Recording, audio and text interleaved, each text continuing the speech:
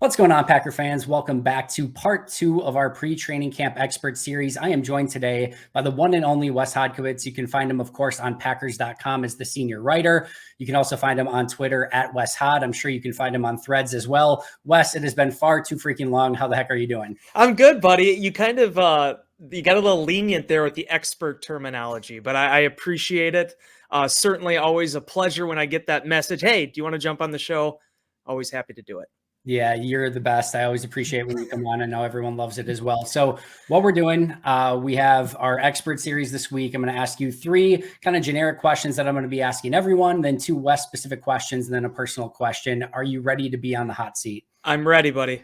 All right, can't wait. So number 1, super simple, super easy. What are you most looking forward to in training camp? It cannot involve Jordan Love in any capacity, so you can't say Jordan Love. But outside of that, training camp's about to kick off. What are you most looking forward to? Really, for me, it's going to be seeing what this offense and these young skill position players have to offer. You know, last year we talked so much about the defense. I think everybody has a good idea of what special teams is now, but offensively, there are so many question marks, Andy, with who the primary playmakers are going to be. How much is this offense going to run through Aaron Jones and A.J. Dillon? And ultimately, who are going to be the young guys that step up? And at the time in which we're shooting this, you know, there's no Mercedes Lewis on this roster. Allen Lazard and Randall Cobb are already gone. We're working and going through our position by position series right now. And I think it's something like 17 career starts among all the Packers skill position players. I mean, outside of the running backs, obviously. Right. So it is going to be a learning lesson, I think, for Love and these complementary pieces to figure out who's going to be the guys that step up. But what an opportunity, though, too, right? Because at every interval of time in which the Packers have kind of played over the last 20 years, there's always been a go-to target. And you can make a case that that is Aaron Jones, but there's no Donald Driver, there's no Jordy Nelson, there's no Greg Jennings, there's no Devontae Adams. It's really Christian Watson and Romeo Doubs coming back, and credit to both of those guys for what they did as rookies, but they still have yet to have like that marquee 1,000-yard season. So seeing how the receivers mesh up with those young tight ends and who kind of separates themselves in this offense, that for me is probably day-to-day throughout training camp going to be the most intriguing thing to watch. Listen, if Matt LaFleur can't make it work when your veterans pass catchers are Tyler Davis and Josiah DeGuara, he's not meant to be a play caller in the NFL. When you've got that type of experience with your pet, no, but I think it's going to be super fun. And it's easy to tell that Watson and Doubs are going to be wide receiver 1 and 2 in some capacity. And then everything else, you know, besides running back, as you mentioned, feels totally up for grabs. You know, from wide receiver 3 and 4, whether that's a Jaden Reed, a Samori Toure, does Dontavian Wicks or Grant Dubose or Malik Heath or somebody else grab that?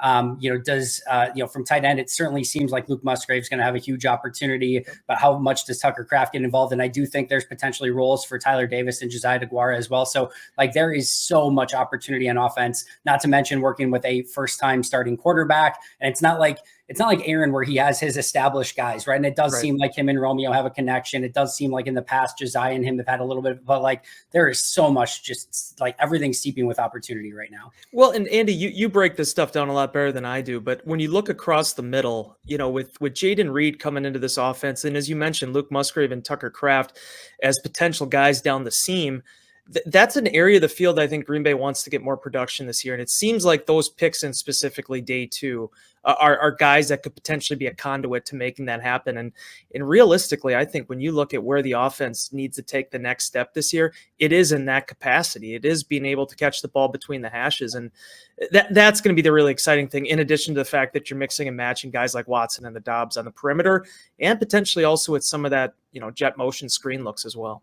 It's a really, really good point. And I don't think it's limited to offense either. I think the middle of the field is going to be such a huge thing for the Packers this season. Offensively, can they run the ball behind John Runyon Jr. and Josh Myers? Obviously, Elton's going to be good there, but can they run the ball in the middle of the field? Can they attack the middle of the field with Musgrave and Reed and Kraft? Can they, on the defensive side of the ball, can they stop the run and not allow 5 yards per carry? Can those inside linebackers, can Campbell get back to first team All-Pro? Can Quay, take a major step in year 2? Devontae Wyatt, can Kenny have, a better season than he had a season ago? Like, I think the middle of the field is going to be such a huge, huge aspect on both sides of the field for this team. Yeah. And I mean, you look at the best teams in the NFL, the teams that made the playoff runs last year, that is where they're winning, down in and down out. And I felt like Green Bay, for as many things as they did well at times last season, that was what was sort of the missing piece. And I think you've seen it, Andy, over the years. I mean, when you see guys like Aaron Jones, what he can do kind of knifing through the middle, you don't need to give him a lot. No. But if you give him that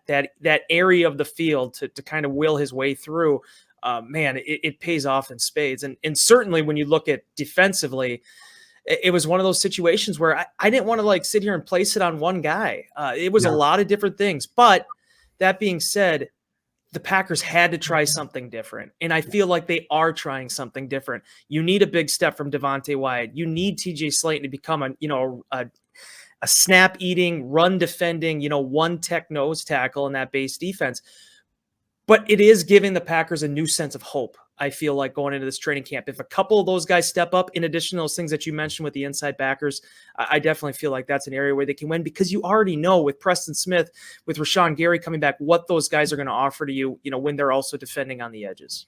I think that's what makes this sort of season, and just especially the offseason, so fun, is there are so many question marks, but there is so much hope everywhere with guys like Quay Walker, Devontae Wyatt, Luke Musgrave, Jaden Reed. Like, there's just like everywhere there's a question mark, there's a potential answer. Yeah. And we don't know if it's going to hit like a home run and it's going to be amazing, or if it's going to fall flat on its face, but there's at least hope going into the season and just about every single one of those question marks, which again, I just think makes it amazingly fun going in. All right. Question number 2. The $1 million question going into this year. We're just before training camp, but what are the Wes Hod expectations for Jordan Love and this Packers team in general going into 2023? It seems almost impossible to predict, but if you were to say, this is my expectations for Love and the Packers, what would you say? Promise. I want to see promise, just like 2008. I'm not saying it has to be 28 touchdowns, 13 interceptions, 4,000 yards. It doesn't have to be any of those quite numbers with Aaron Rodgers, but it needs to give you a sense of hope. And certainly from the Packers' perspective, they want to make the playoffs. When you look at their schedule this year, Andy, I think it's actually set up pretty well for them to make a playoff push, right? You can't play these things on paper. We saw that last year with teams like the Jets and the Giants and teams that played much better than what their record indicated. But that being said, the Packers go until week 8 before seeing a team that went to the playoffs last year, and it was their division champion. So I look for really realistically Jordan Love to look the part and the Packers to follow his lead. And if you do that, I don't care if it's 6 wins, 8 wins, 10 wins, 12 wins, whatever. As long as those signs are there that this young man could be the potential quarterback of the future, I feel like you've already checked the biggest box. Beyond that, yeah, every win is extra credit. Every, potential playoff push is extra credit. And with 7 teams now, it's obviously as likely as ever as Green Bay to be able to mount a quick turnaround, if you want to call it that. So I feel like the Jordan Love, everything begins and ends with number 10. And if he looks the part and he looks promising in that role, playing and being the guy that's leading that locker room, because I put him over huge for how he handled the offseason program. Jordan Love talked like 4 or 5 times in like 6 open practices. I mean, the guy was constantly available. He handled all the questions. He takes himself seriously. He leads by example. He's not going to be a guy that you're going to go into the locker room with and be able to ask him about any player or any situation. He's going to give you the greatest anecdote ever, but he knows how to command. And I feel like when they're making this transition, this is exactly, in addition to all the raw talent that he has as a first-round pick, his disposition about the way he handles that position, I feel like that's what gives him the biggest chance, because I think he's going to be able to roll with the punches. It's just making sure that everything else that you look for in an NFL quarterback, it's there once we get them on the field and those games finally matter. Yeah, I like the word promise, and I'll add another P. I'll say progress as well. Just consistent progress through the course of the season.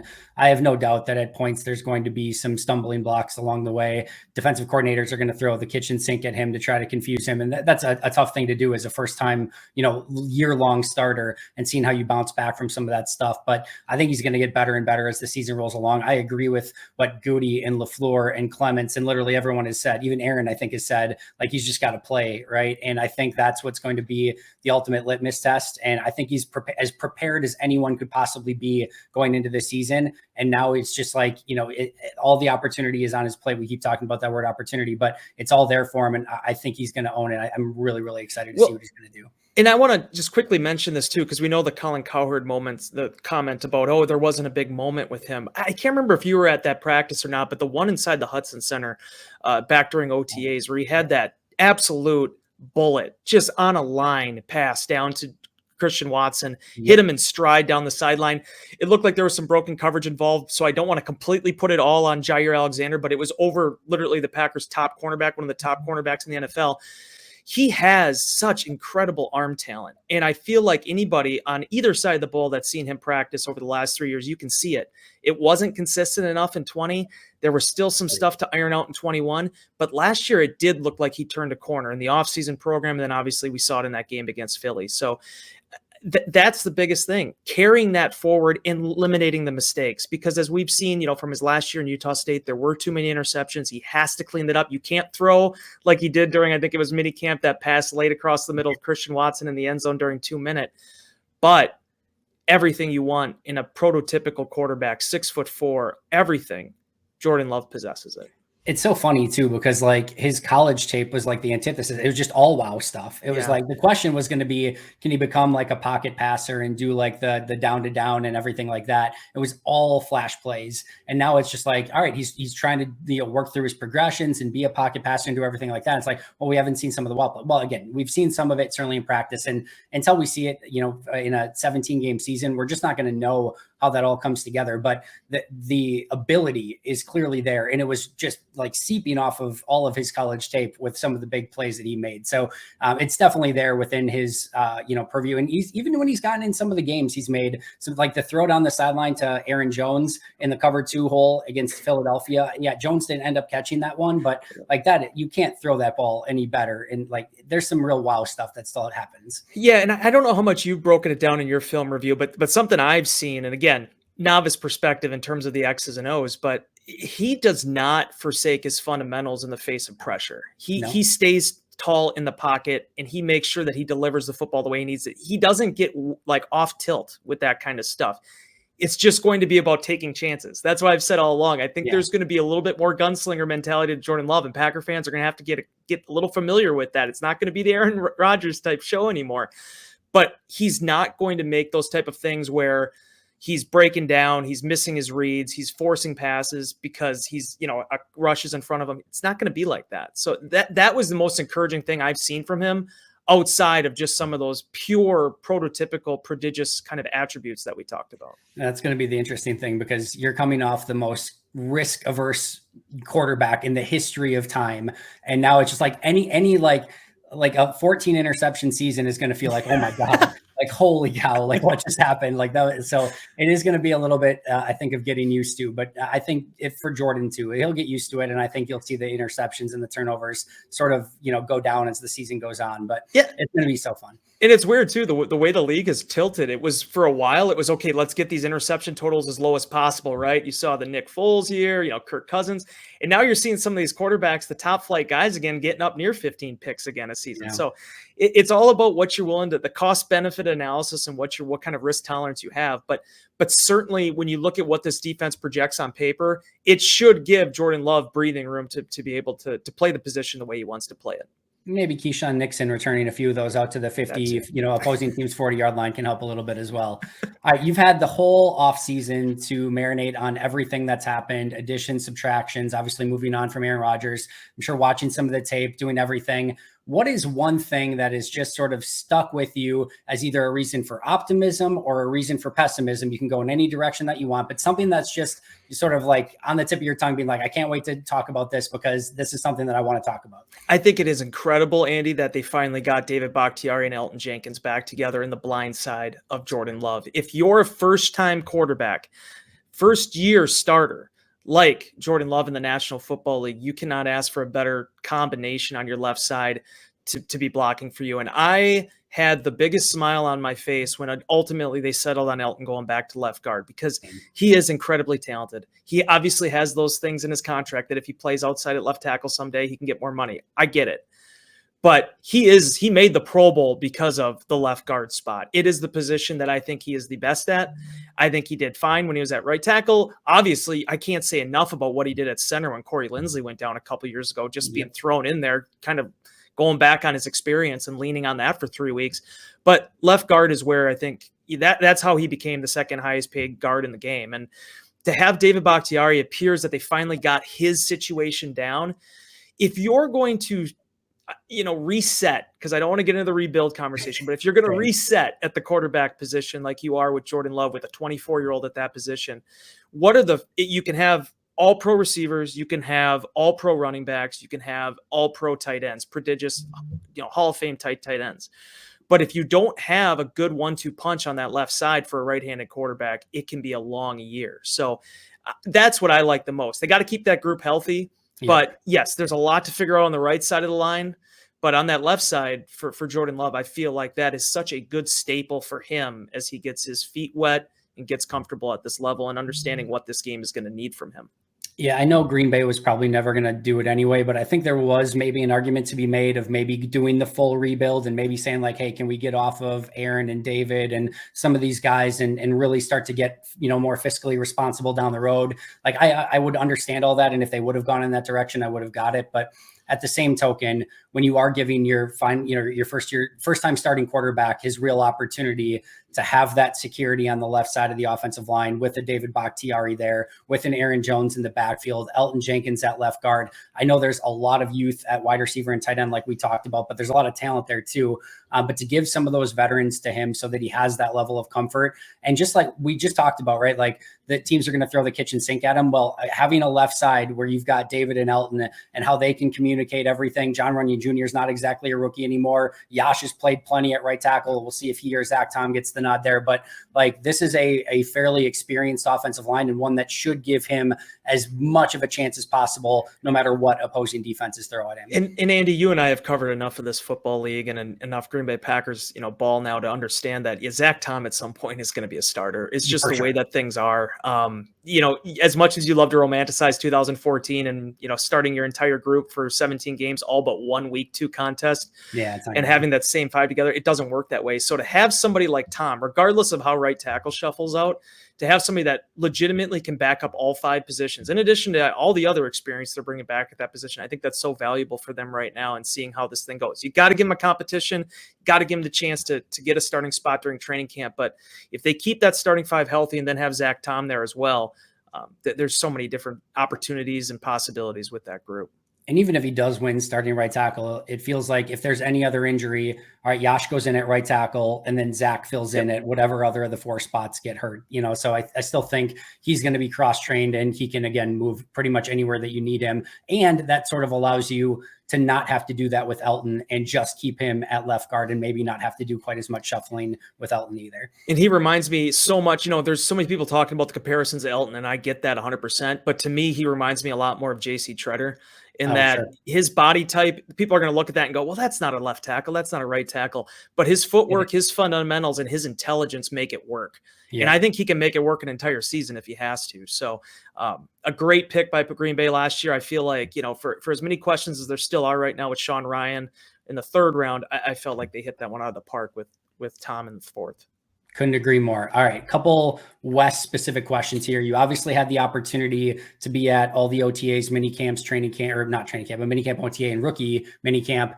Of this rookie class, which is, I think, been fairly impressive so far, what has stood out most to you and maybe something that's, just been, kind of marinating with you over the course of these past few weeks of maybe a rookie or 2 that have stood out to you? I mean, Lucas Van Ness's body is probably the first thing.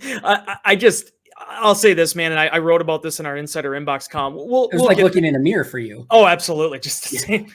Just cut, long length, 81-inch reach. 6'5", 270, yeah. But the kid has just turned 22 or he's 21, so somewhere around that age. And there's times where you'll get guys that get nicknames, right? You hear their nicknames coming into the league and they get here and it's like, okay, cool, whatever.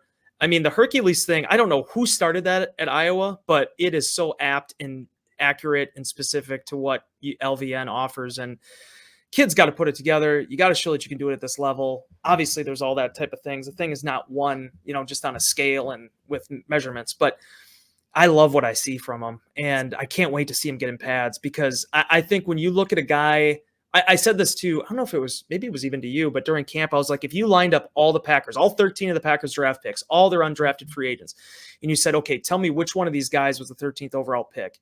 Luke Van Ness That's the is question. the Yeah. first guy I'm pointing to, just because of his size and reach and everything. So I'm excited about that. Certainly tight end is going to be something interesting to watch, just because it's been so long. It's only the second time in the modern era the Packers have drafted 2 tight ends in the same draft, let alone on the same day. So that seeing those 2 young guys work together is going to be huge. Mercedes Lewis still a free agent. Just going to put that out there. So at the time in which we're taping this, maybe could help. But be that as it may, it's too young. The guys are super promising. And then the last thing, very quickly, I'll just throw in there, not to name every single person in the Packers draft class, but Carrington Valentine impressed me maybe more than anybody, just on a pound for pound level. Because if you didn't know this, if you're not watching the Packers day after day after day, Jair Alexander and Rasul Douglas were not here for the OTAs portion of training camp or the offseason program. Keyshawn Nixon missed 1 practice as well. Carrington Valentine, I'm going to keep struggling with that. He had an opportunity to line up against Romeo Doubs. He had an opportunity to line up against the Packers' first team offense. And for a 21-year-old kid that was drafted in the 7th round, I loved everything I saw about him. I like his length. I like his size. I like the fact that, he's going to have that chip on his shoulder that, hey, I felt like I could have been a lot better than this. I felt like I should have had more picks at, Kentucky. I love the way the kid carries himself, and I can't wait to see exactly what he's going to do in training camp. Those 2 back-to-back plays that he had against Romeo Doubs, I forget which practice that it was, but the first one, I think the ball might have been slightly behind Romeo. I don't know if Carrington actually broke it up in any way, but the way that he closed on it, like, immediately stood out to me. I'm like, the way, just his quickness closing to that ball, I'm like, okay, that was different. But then, like, I still couldn't tell, like, exactly, like, all right, was it actually a pass breakup? Could it have been still a touchdown? Wasn't sure. And then he comes back I think it was the very next play, and they run that little out route to Romeo, and he just flashes to the ball, breaks it up. Defense is going crazy. Like, those were the things that I was just like oozing with excitement from just seeing a couple of those plays. Again, there's so much more to go. Pads aren't on, all the normal caveats, but I recorded, I forget if it was Dusty or Justice for a spoiler, like one of the ones that are coming up later this week. I recorded that one already. And I said that the 2.5 players that have been living rent-free in my head have been Romeo Doubs, Luke Musgrave, and then the 0.5 was like Carrington Valentine, because I don't want to put too much pressure on like a 7th round pick, but like, man, he was super impressive. Yeah. And the thing that's cool about it, dude, is people will say all the time, well, it's a 7th round pick. How can you say? The one thing you got to understand about the National Football League, if you're a standard fan, is the difference between a 5th round pick and a 7th round pick is minute.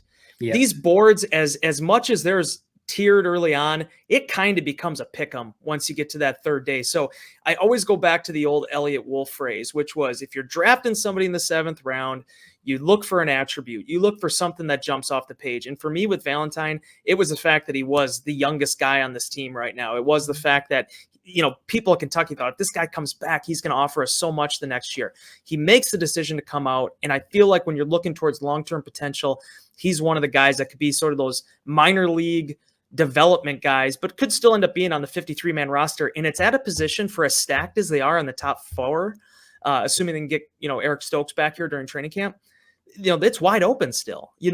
When you look at basically the non-starters right now at cornerback and safety, it's a wide open field of prospects and candidates. And I think Valentine really did himself a lot of service during that week. It is. And depending on what happens with Stokes, like, let's just say he's not ready to go right away. You've got your top 3, Jair, Rasul, and Nixon.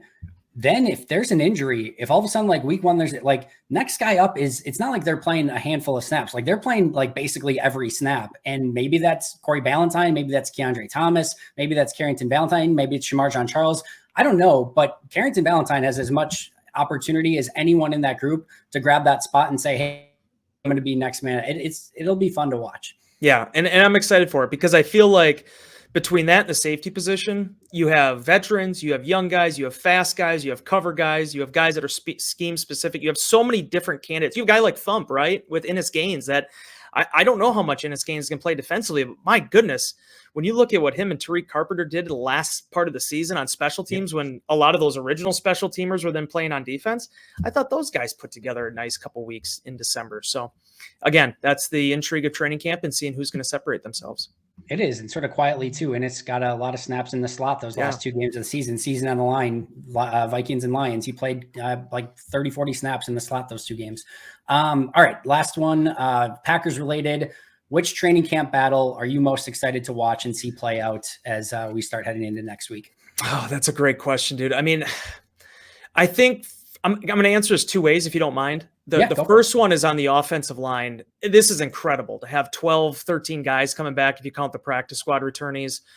Figuring out 8, 9, who's on that roster, who's the next man up. You have guys like Royce Newman and Jake Hansen who have had opportunities and fallen out and had injuries and things of that nature. You have guys like Luke Tenuta who were like virtually redshirted last year after being claimed off waivers.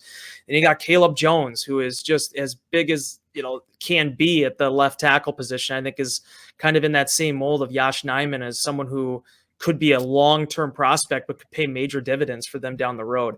We know for the most part that starting five, what it all looks like. I would be surprised, barring injury, somebody usurping John Runyon Jr. We saw center, for as much as that was made of that possibly in a competition, Josh Myers took all the number one snaps there. Yeah.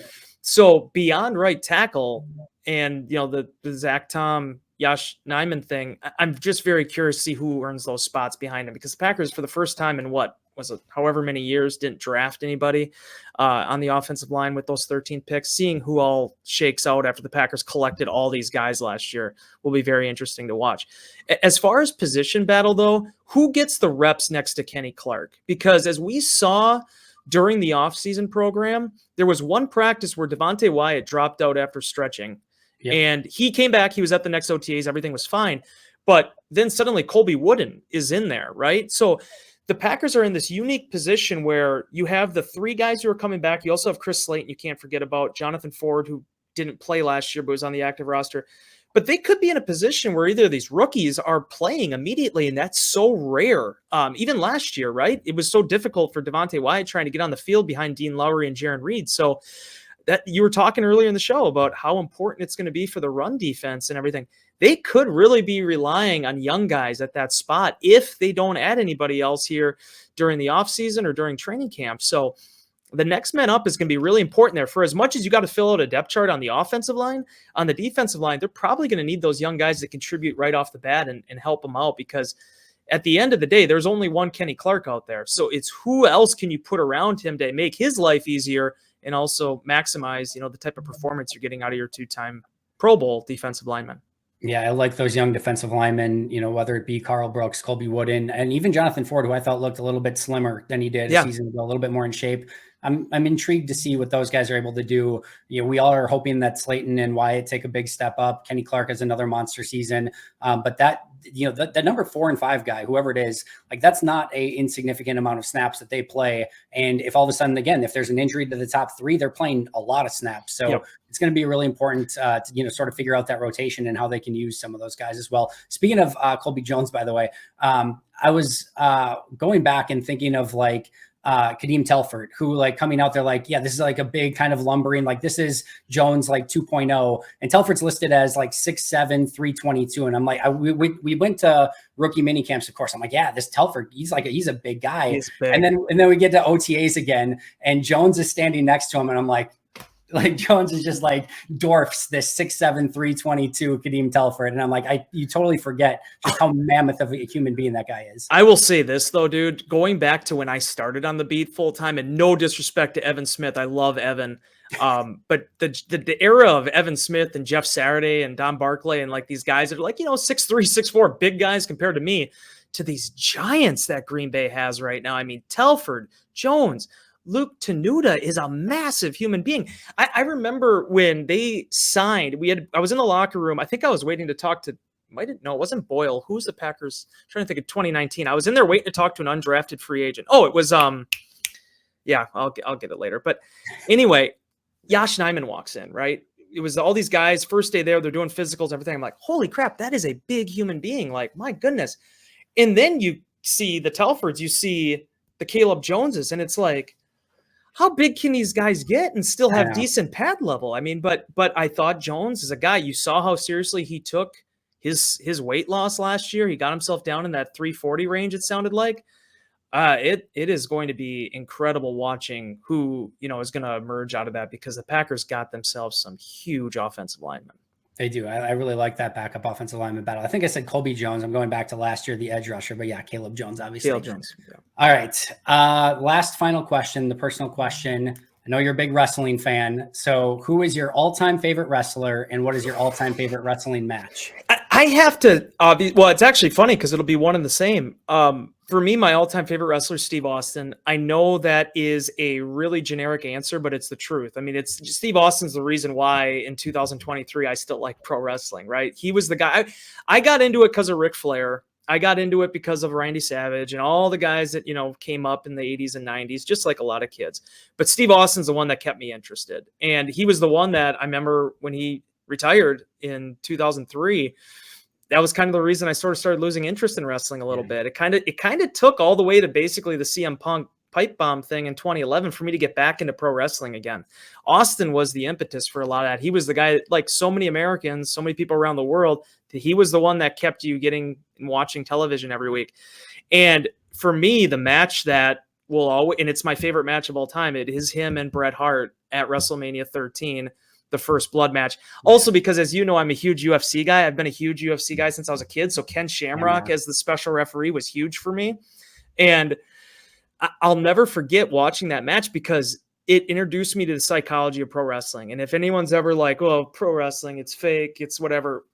I mean, yeah, okay, we'll enjoy the, whatever these shows are now, the Sister Wives and reality show. Yeah. What is that one, like Vanderpump Rules? Yeah, like those aren't scripted at all. Okay, It's just completely on fly on the wall stuff.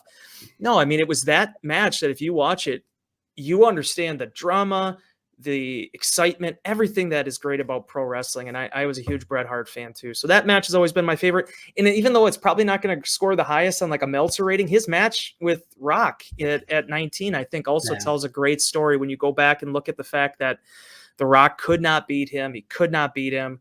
And then finally he gets a pretty decisive victory over Austin, and it ends up being Austin's last match for, until the Kevin Owens match. So those are the ones that got into me. And those are always the classics for me. Those are the ones that if I'm ever sitting at home on a Saturday afternoon and want to bring up something on YouTube or Peacock, those are the ones I go to.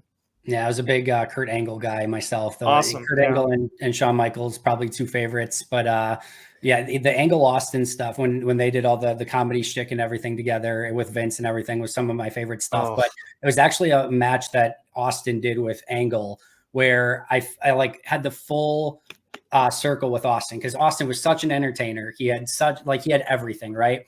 But I'm like, if can you really, really wrestle? Obviously, the Bret Hart match is another great example of him really wrestling. But he had a match, and I think it was just on like a Raw or something. But he had a match with Kurt Angle, and he just went full mat wrestler for and he like out wrestled Kurt Angle on it. And I'm like, okay, Austin can be a face, Austin can be a heel. He can do everything on the mic. One of the best entertainers of all time. He can be the 6 punches and a stunner, and the match is still somehow amazing. But if he needs to, he can also mat wrestle and give you a classic when he needs to. Is like, to me, just the whole, the entire complete package. And that's just what made him so amazing. And for me, it was, because a lot of people say, especially after the neck injury, he wasn't the same type of wrestler anymore. But unlike a Hogan or somebody, it wasn't just a formulaic match. He could give you, even look at the Kevin Owens run, right? He gives you spots, he gives you things that they play up to, and that gets the crowd into it. I just think it's so underrated how he was able to incorporate his style at every interval. And as you mentioned, I know he hasn't always liked the heel turn and all that, and there's been some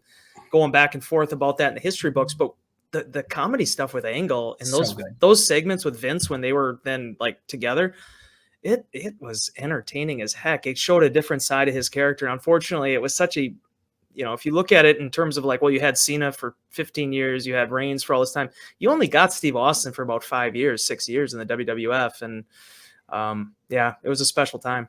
It very much was. Wes, you're an absolute legend. Thank you so much for doing this. What can we plug for you on the way out?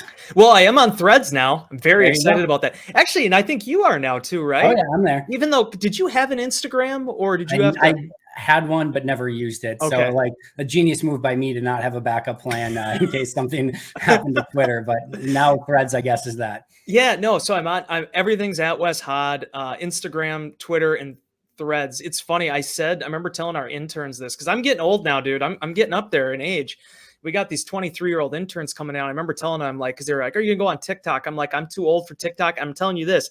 Instagram is the last social media platform I'm going to get on. Everything else, I'm going to let things take me as it is. But a couple situations happened and made me open to doing the threads thing. So I'm on there. We'll see where that brings us. Trying to figure out, maybe that would be something I use to incorporate my training camp coverage this year.